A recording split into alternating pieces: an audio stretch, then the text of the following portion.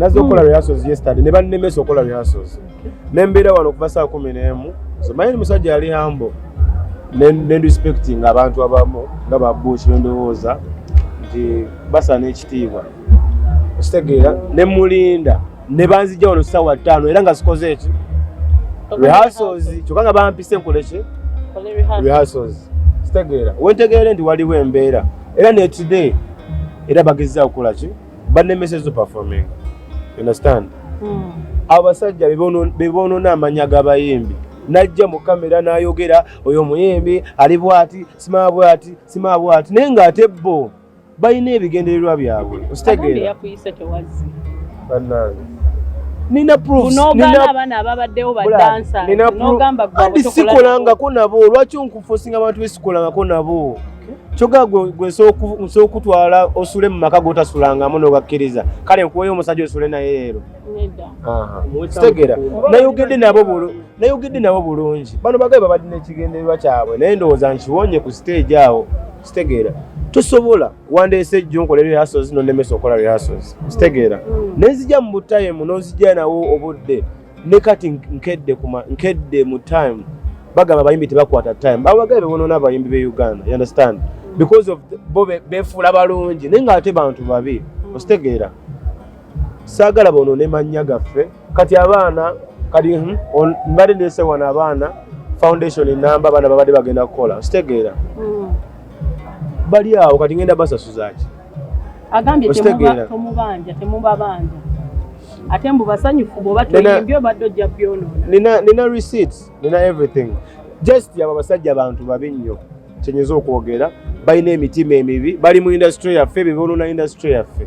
Ositegeera bebonoona industry naye nze nga nze Brunei nze seeri antama. Ositegeera kuba nze Katonda yanteeka wano wendi sitera teri muntu yanteekawo okuggyako bafu era Katonda yampa bafanzi n'obuganzi bwe nnina. Ositegeera ani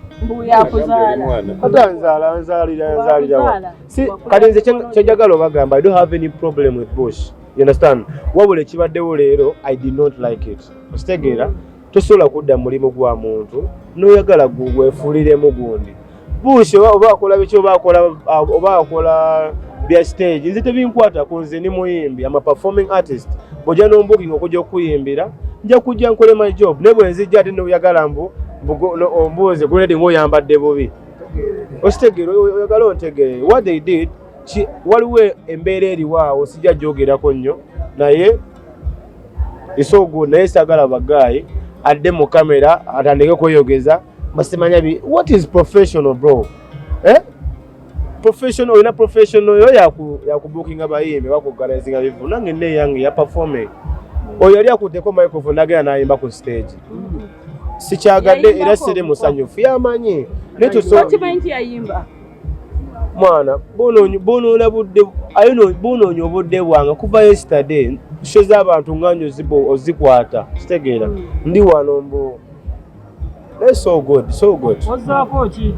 nze ndi fine endongo yo ngiina ngenda kuta video very soon era bafanzi bange mwonna jala beetondera si kubeetondera wabula kubagamba nti ba bad mind they are trying to put me down naye tebagenda kusobola kubanga nze nyimiridde ku Allah yekka. Osiiba? Sina buzibu n'abapromota mbagala nnyo kuba nsiiba. Ba organize abamu tebategeera bulungi. Yeah, cause naye nga awards zibadde nnungi. Bakwogedde ku performing list. Yeah, I was supposed to perform naye omuntu yansasudde nzije performing but after angamba tokkirizibwa simanya kukola naba I came with my dancers nabadde nkoze performance yange ne Wembule nade nkoze performance yange ne Wembule nga tulina ogikola ngeri perfect tusanyusa abantu baffe. You understand? Kuba bitu bya byonna bibadde oba bitya kitegeera naye after nzija okukola bampise performing I'm coming to perform n'abantu bange balina okukola nabo omuntu aŋŋamba mbu tetwagala mbu abo tebakkirizibwa ku stage badansa bange ositegeera mbu tebakkirizibwa ku stage ositegeera bampise wano ssaawa 3 ate after I came here I was supposed to perform at 9 ziri 12 mbadde patient ninze bawadde obudde bwabwe respected ne for them bagala 7 nzije mbu Mbubuomu alinga eyampise ku show yokola ki okunsuula, you understand? Mbadde nzizenzenna naye nga kinjagala okugamba abo guys bano bagayi bano abaorganizinga show babushi bani, yeah?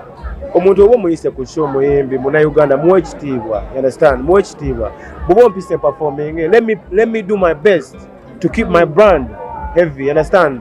Nzize ne timu yange, we came to give a best performance. Ne guy nalemesa performance ositegeera abo bagayi ba Richard, I don't know bana babadde mwezi ogundi zaabwe kuba was supposed to perform at the words na I was paid. Simanyi naye nga sijagamba mu bush oba ne sijja kiteeka ku muntu naye they were there to obadde with respect at all. Kwa toyinza kuyita Chris Brown ku show yo, yeah? Najja ne timu ye azze kuwa na best show. No, I'm grenade. Now I'm giving an example. Singa bade Chris Brown, bro, they won't even say nothing. You understand? Naye nzirwa kuba ndi Munnayuganda, they disrespect us. Bobanga toyagala perform ku show yo, don't come and book me. Ostegera. Bono nyo budde bwange bakoze biki. Right now, after I'm coming to perform, they are saying mbuba dancer tebakirizibwa ku stage. What is that? Okay, what was buvudde kumwe ko tulabyeko bali ba Bent Boys nga bo balina abazinyi baabwe. Those are no dancers, bro. You understand? Oli muyimbi mulala nange ni muyimbi mulala. Buli mwa ine ngeri ja organizing a performance here, you understand? Oba wembule nga all they have to do is to respect someone's brand, you understand? Tojja kumbukinga ng'ogenda kundeeta ate after Tonsa Sude, you understand? You wasted my time. I don't disrespecting. Bro, ono Wembule, aina abaana balabirira. Wembule jango. Aina abaana basuka nemu kikumi. Balabirira. Ositegeera. Nze bwempa Wembule omulimo. Mba mbeereddewo obulamu bw'abaana abangi nnyo. You understand? So bwenzija ne Wembule ku show n'abaana. Abo tebamanyi baana be bamenye emitima ku show ya kugundi yaabwe. Ositegeera. Abaana bali awo banonya kyakulya. I supported a foundation. You understand? Aina nabagambia will come with the foundation. They do the best. You understand? Bakola bulungi. Naye tusaawo se wabagayi balemeseza gundi yaffe. You understand? Kulokuba obashe basaze, I don't know. Basasudde sente zonna ne bazimala. No, they have my balance. Era kyemmanyi bagenda kuzimba. Naye I don't care. You understand? Kubanze seta kuzogera. Naye nga nze kyembadde nfaako ennyo to do the best performance. It's not even about the money. Okola best performance. Ate Bushington boy wange. Naye kyonna kibaddewo simanyi lwaki kibaddewo. Naye it's not good. But kivudde kubanga they don't respect people's brands. Okyababanja tokyababanja. Mbabanja. Naye baba tebampadde. Baba tebampadde be bamanyi. Mbabanja. Omesaze nazeno nadi nakuyimba saawa 3. Ziri saa 6. Izo gwangenda kukoze singa size bandigambye mboyo omuyimbi simanya beba abantu bono namanya g'abantu, you understand? Tubulire embeera ebaddewo bakuganye genda ku stage n'abantu nze bangambye ngende nyimbe nga bo abankolera performance zange bulijjo sitegeera ne mbagamba nze nina tiimu yange benkola nabo ku stage nende bangamba mbu abo tebakkirizibwa ku stage yaffe sitegeera. That means the one mbukinze kuba nakugambye ng'ombukinze. No, siganye. I told them I'm coming with my team to do what? To give a performance, a great performance, because that's what you want. Ositegeera ne bakikkiriza. Nate ku last nzijja walinga ebiriwe mipango. Ositegeera. I came to give you a best performance. Nze nga bwe njimanyi bwe performing. But you're telling me your people are not allowed on the stage. You're supposed to come alone. Tewali bantu bangi. Simanyi kye babaddeko naye njagala ngambe bafanzi bange babadde bazze okundaba today nti wabaddewo ebibaddewo. Ositegeera?